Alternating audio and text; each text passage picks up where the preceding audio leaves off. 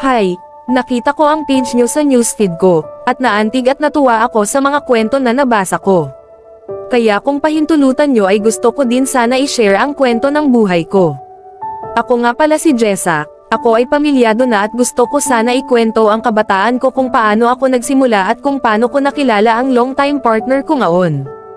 Nung mga panahon na nasa grade 12 pa lang ako, hindi naman sa pagmamayabang pero takaw tingin ako palagi sa mata ng mga lalaki, pero hindi ko sila pinapansin at hindi ko naman maiitanggi na wala pa akong karanasan pagdating sa pakikipagrelasyon, dahil never ko itong naging priority dahil na rin sa hirap ng buhay namin at umaasa lang ako sa scholarship.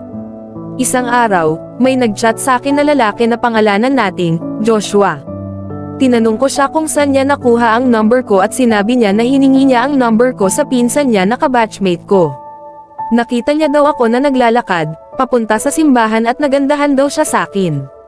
Ako nga pala ay isang iglesia ni Kristo, at siya naman ay born-again Christian. Nagkamabutihan kami kasi aminado naman ako na bukod sa pogi siya ay mabait din ito sa akin at princess treatment ang pinapakita nito pag kami ay magkasama. Pinakilala niya din ako sa magulang niya, at kahit alam ng magulang niya na hindi kami pareho ng relihiyon, ay tinanggap pa din ako na parang totoong anak. Napadalas na nga ang pagbisita ko sa bahay nila, kahit wala ang boyfriend ko kasi nag-aaral ito sa Baguio, at every weekend lang ito umuwi from Macta ako at ang pamilya niya. Ang nanay niya ang naging labasan ko ng problema, pagdating sa problema namin sa pamilya at sa pera. Tinuring ako ng nanay niya na hindi iba sa pamilya nila.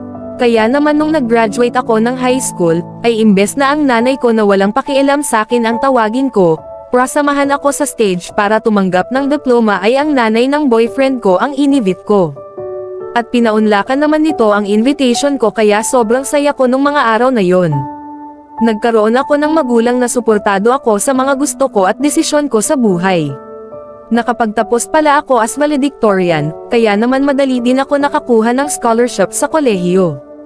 Pero hindi pala nagtatapos yun doon. Dahil hindi ako sinusuportahan ng magulang ko sa pag-aaral ko, ay, sarili kong diskarte kung paano ako magkakaroon ng pera sa pang-araw-araw para may pangkain lang at may pangbayad sa mga project na kailangan sa school. Ipinaglalaba at pinagklapansya ko ang mga kadorm ko, at nagbebenta din pala ako ng mga pagkain sa loob ng campus pag bakante ang oras ko.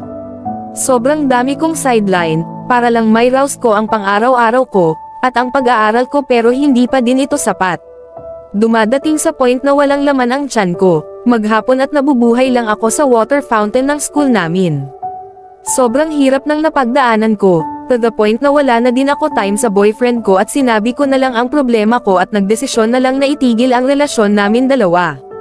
Sa sobrang lungkot ko ay linggo-linggo akong bumibisita sa bahay ng ex-boyfriend ko, para maglabas ng sama ng loob sa nanay niya na parang nanay ko na din at kinwento ko ang problema ko sa pamilya ko at naikwento ko na din na wala na kami ng anak niya.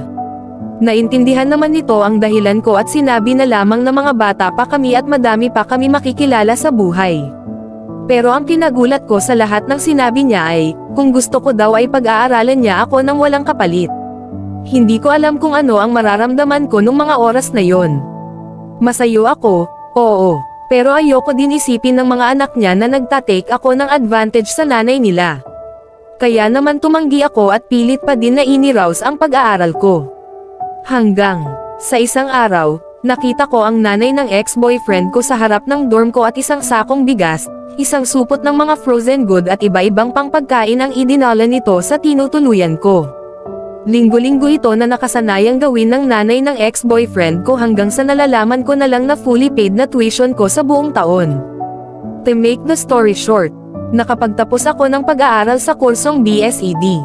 Ang totoong nanay ko pala ay may sarili ng pamilya, kaya naman mas napalapit ako sa nanay ng ex-boyfriend ko at madalas sa bahay na din nila ako nakikitulog. Naging matalik din kaming magkaibigan ng ex-boyfriend ko. Hanggang sa nag-abroad ito ng 5 taon sa Singapore at ang tanging kasama na lang ng nanay nila ay ako, dahil matagal ng byuda ang nanay nila.